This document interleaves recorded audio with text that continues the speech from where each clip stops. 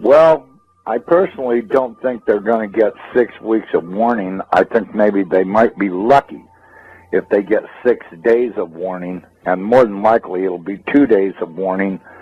And they were told a month and a half ahead of time so that way they'd have time to decide what they wanted to put in their bags. Mm-hmm. And that 6 weeks of warning is nonsense. I mean, why would they give them 6 weeks of warning knowing that they'll blab the whole thing to everybody they ever knew prior to being packed up? I think they'll be lucky if they get 1 or 2 days of warning. They'll get called and say, it's time to go, and they'll have 15 minutes to get ready to head out. Yeah, well, that's what I'm saying. I mean, knowing how these guys operate, I don't believe that they'll get 2 days of warning. I mean, they might get 1 day or 6 hours or, a half day or 1 day or 2 days. I don't think they'll get more than 2 days. I mean, really, do you? I think they have a good idea what the trajectory of this thing is, but I think we're not really going to see it until it's right up on our ass. Well, I'll tell you what. That would be my guess, that we won't see it until it's on us. But I will tell you one thing. We'll have some really good warnings if everybody's looking up and paying attention. First off, they'll notice red dust on the windshield of their vehicles. And at first, it'll be light dust, indicating that it's 10, 15 hours away. If they notice that the dust is real noticeable on their windshield, they can bet that it's in less than 10 hours away. If they have heavy red dust on their windshields, it's only a matter of hours away, and they'd better immediately take cover because they're out of time. It's too late to decide to load this or that up. I don't think there'll be a lot of warning, but when we were looking at it on the Hubble, this red dust field appeared to be going out at least as far as maybe 2 times the size of the planet. So, that means that it's probably a few 100,000 miles going out into space around it, all the way around it, which means that just before it arrives, which will be a matter of hours, we'll start seeing red dust coming out of the atmosphere onto everything. And of course, a vehicle windshield would be the best thing to spot it on, because then you'll be able to see its true color and realize that you're seeing the red iron oxide dust from it. And that'll be probably between that and the earthquakes, and I think probably as it approaches, we'll start to hear the electromagnetic interference between it and us, maybe see bizarre events in the sky with the clouds, and, maybe colors flashing around in the atmosphere. There'll probably be quite a variety of warnings that it's approaching and that it's within hours of passing. It's going to be a lot more. The CIA people I talked to said that they're expecting at least a 220 to 230 degree roll, maybe a little more. They fully expect the center of the United States to be at the equator when it's over. No. I'm saying 220 to 230. That's what they're guessing. But then again, you got to remember. That's still a pretty good clip. Yeah, well, this thing's going to go by and give us a spin, and that's where we're going to supposedly stop. They told me they ran 10,000 case scenarios on shifting the planet upside down. They did it 10,000 times on the Earth.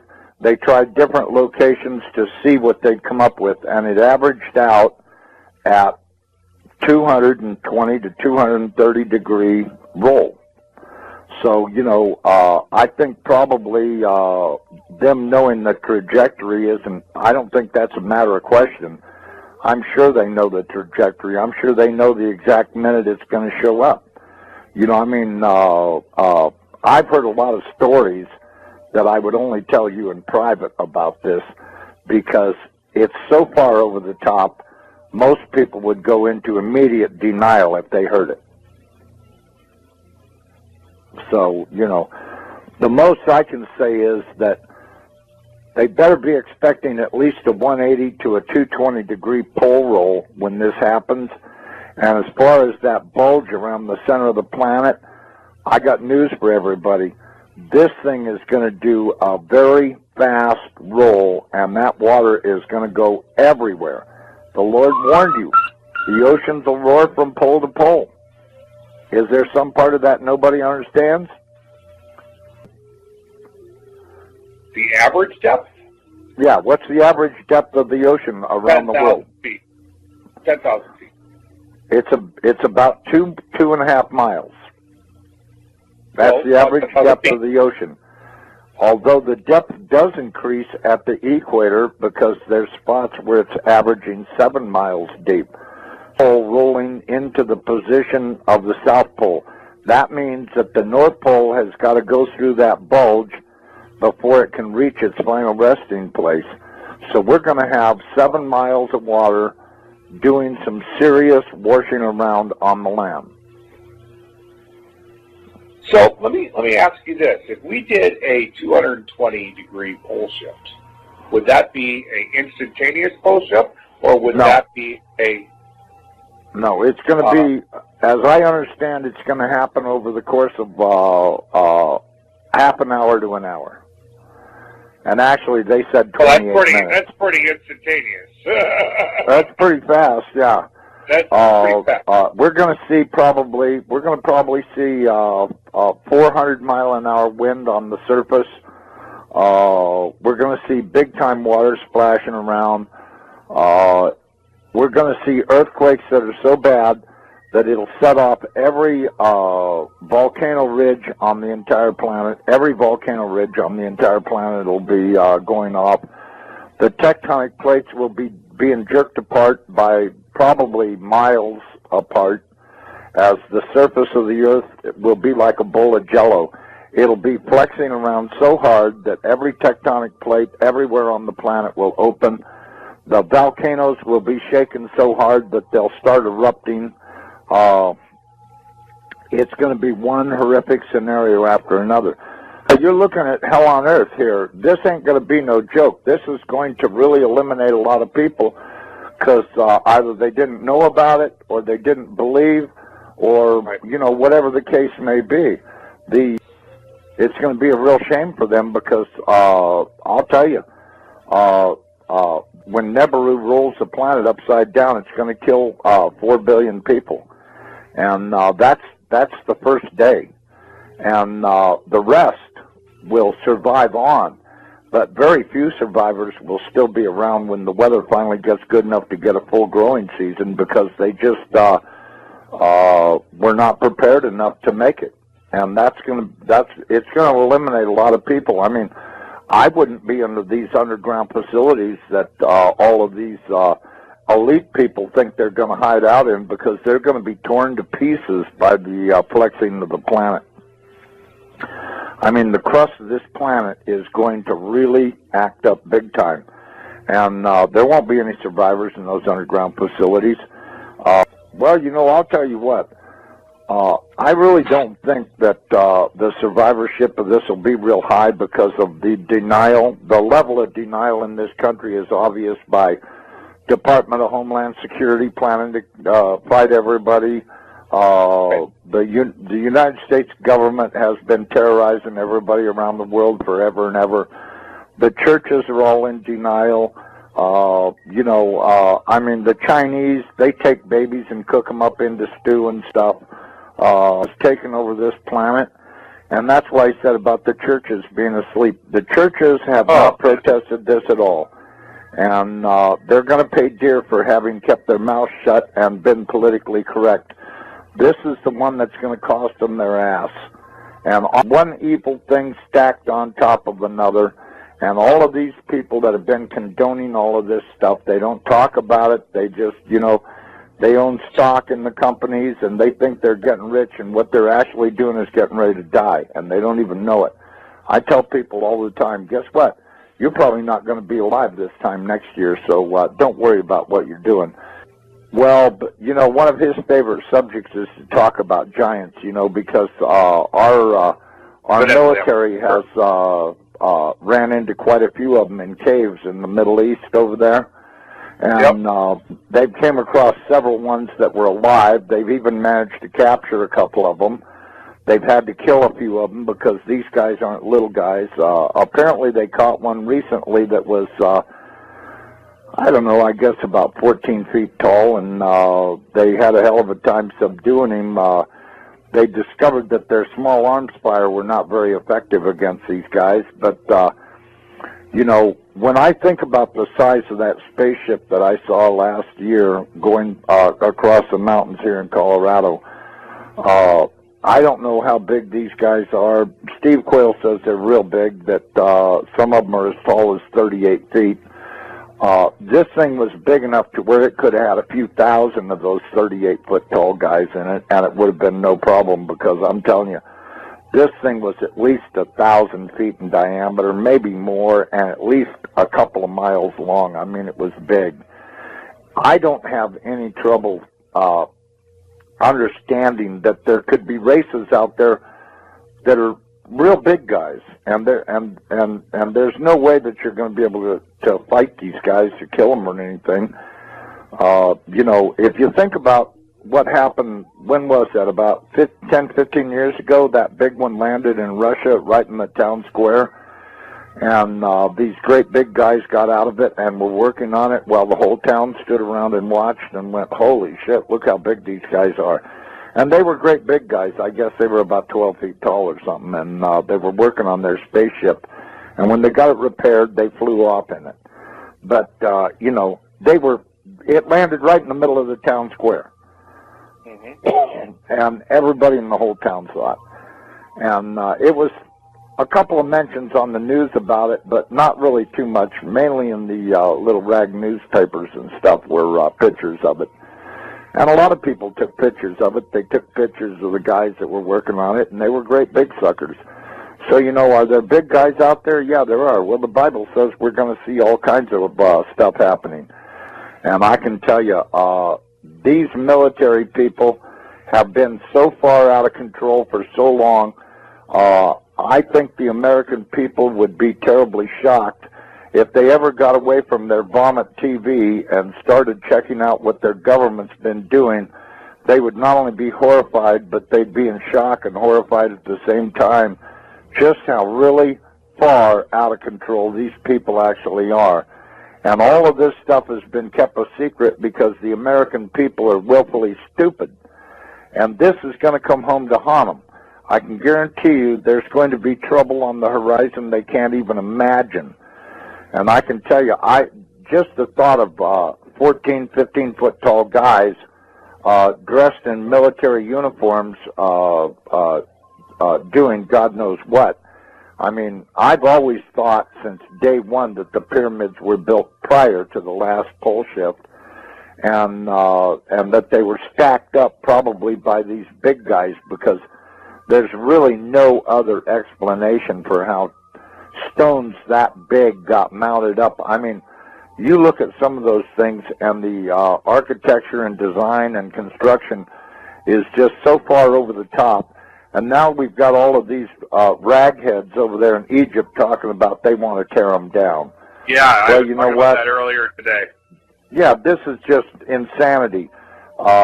They took out their dictators around the world. They've been taking out the dictators so that they could put in their dummies and get their one world order thing going, which is how they've got to do it. They've got to take out all the leaders in every country, and then place their Rothschild dictators in position. And of course, you know, that'll bring in their one world order because they'll all work for the same guy. But you know, now they've got these morons down there in Egypt that want to tear down the pyramids. They want to do this, they want to do that. You know, I don't know how they plan on doing it. You know, what are they going to put a nuclear weapon in the thing and blow it up, or what? Because they're sure as hell not equipped to dismantle it manually. They'll have to blow the things apart. They put. I was afraid the government would respond to the financial crisis by doing more of the same policies that caused it. which is more deficit spending, more cheap money, more central banking and central planning. And as a result, I think the U.S. economy is now poised for a much bigger collapse. I think that what's coming is a sovereign debt crisis and a currency crisis that will make the financial crisis of '08 look like, the proverbial Sunday school picnic. This is something that's affecting the economy right now. Oh, absolutely. The fiscal cliff specifically is one of the major ways in which the slow recovery that we have could be completely derailed. Hard landing in China, euro collapsing, problems in the Middle East, and fiscal cliff is probably paramount in that area. As a matter of policy, as opposed to an apocalyptic. And the most important price is interest rates, which have to go up. That is but no one wants to let them go up because the banks will fail. We currently have no price integrity in any asset in America. And we're on the precipice of collapse. That's right. What we are. So this system is in collapse, and it's unbelievable, and most people don't even see what's going on. If you watch CNBC, if you actually pay attention to the U.S. media, they will always tell you there's green shoots or it's going to be a recovery. There's no chance of that. You don't think there are any signs of that? It's not possible. We're in the last days of this financial system in the U.S. This is Zimbabwe. When it starts to collapse, it's going to happen very fast. If people don't start to wake up to what's going on, they're going to get hurt in this collapse. But this is where it's going now, that we have to now just get as far away from the U.S. and from the Western world, because this collapse is going to be messy. We've got to ask ourselves, why are the feds preparing for a war against Americans? Why have they bought now more than 2 billion bullets, all kinds of arms and ammunition, and now more than 2,700 tanks to patrol in America and keep order? We're told it's because they love us. We're told it's to keep the peace and to increase safety.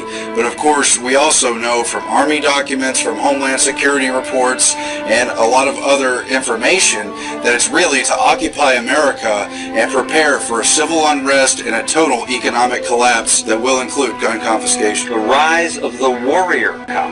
So, what do you mean? Our cops are getting increasingly like soldiers. They're being dressed like soldiers, they're being armed like soldiers, they're sent out in the streets told they're fighting a war. And when you do that, we shouldn't be surprised when we see some of the results we've seen at the lead-in, where they start treating American citizens more like enemy combatants than citizens with rights. Meaning, mostly you're talking about these SWAT team raids. Over the last probably 20 years, there's been about a 1,500% increase in the number of SWAT raids in the U.S. Often it's 10 or 20 guys dressed in black, heavily armed. I mean, they look like a military squad. I mean, they look like a unit that would invade a village in Iraq looking for insurgents. Speaking of the police state, which 9/11 ushered in, a 16-year-old is questioned by FBI officials over a YouTube video that he uploaded. According to Justin Holman, a 16-year-old, after having uploaded a YouTube video which highlighted how America was slipping into a police state, he was visited by FBI officials. Police state? One of them why they're here. What's up, nigga? Police state? Police state, right? Police state. 4th of July. Here's our video. M16s.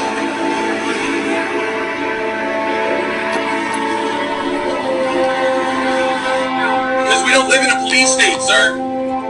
Martial law has not been established in this country. Open the door, sir. He's got his hand up. You're gonna kick my door. You kicked my door down. You kicked my door down. Get on the ground. You kicked my door down. Yes, we did. Get on the ground. No, you have no right to be in here. You have no right to be in here. You have no right to be in here. You have no right to be in here. Do not touch her. You are assaulting her.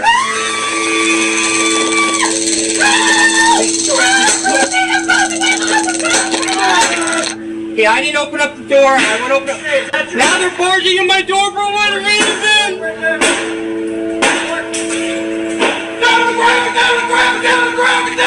Down, put your hands! Hands, come in! Now, don't move! Wait, don't move!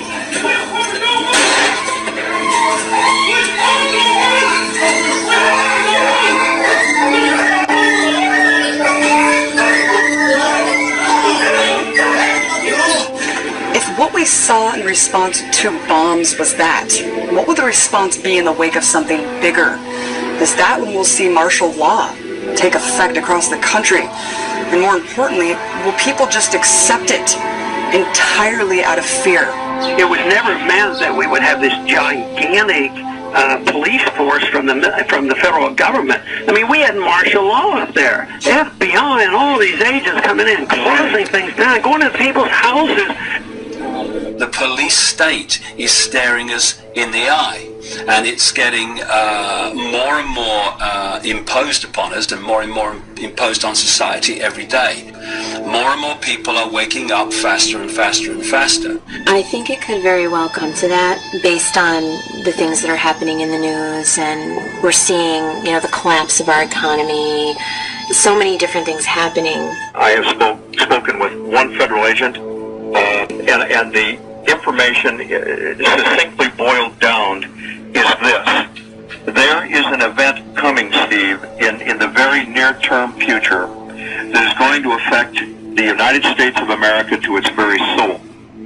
That what is being planned, as you and I are on the air tonight, and what has been coming together into that old term, the perfect storm, is literally brewing right over our heads. It is and includes military maneuvers in the United States, military actions that are forthcoming, and that will be so deep and so penetrating that the United States will never be the same. We've heard about the NSA spying on us all and think, no big deal. I'm not a terrorist, so I have nothing to worry about. Think again. Because we are all potential terrorists, according to the American government. You can't just do these kind of things. And this one is not only repealing the principles of liberty, but it's destroying the Constitution. All of these invasions of our personal privacy under the guise of protecting us, they're just wrong. And it's no longer about keeping us safe. This is about keeping us safely under the government's eye. And it is clear the government is watching all the time. Oil looks higher. Gold looks higher, currencies look weaker. More about this currency crisis you see erupting. What does that assume about what's going to happen to the dollar? Well, it assumes that the dollar will utterly get destroyed and become virtually worthless. I don't know how that inevitably resolves itself. It may resolve itself in some type of a global currency crisis. And then if the global currency crisis unfolds, then inevitably you get, I guess, an alignment under a global world government, a new global currency, and a new world order. Growing debate in Washington following reports that some U.S. senators are now considering an immigration bill that would force all U.S. workers to carry around biometric ID cards. Well, it is an idea that is now raising some serious concerns among privacy advocates. Through the advancing market of biometrics, technology that uses physiological and behavioral recognition to identify people. A system touted as a national security necessity is being used to build a database where the biometric identity of millions of Americans will be gathered and stored. We really need to attack this in a comprehensive kind of way, not some knee-jerk reaction like sticking something in someone's finger to verify who they are and whether or not they can be employed in this country. The U.S. Department of Homeland Security has been buying up massive amounts of ammunition. Americans are wondering why. Do you think this is a sign that they're preparing for some sort of mass civil unrest? If you look at what the Department of Homeland Security has been purchasing over the last year, it comes out to like 1.6 billion rounds of ammunition, more than 7,000 fully automatic assault weapons, 2,700 MRAP type vehicles, and now drones. Those are instruments of war. Department of Homeland Security's, who are they going to fight a war against? When I participate in assisting the feds coming into states and going into homes and taking everybody's gun home, and I said I would not be a part of something like that. And I said one of the reasons I wouldn't want to get shot, because the American people are only going to put up with so much before they push back. And I said, if the feds tried to do that, disarm this country, I said you would see an uprising and maybe a version of the Second American Revolution.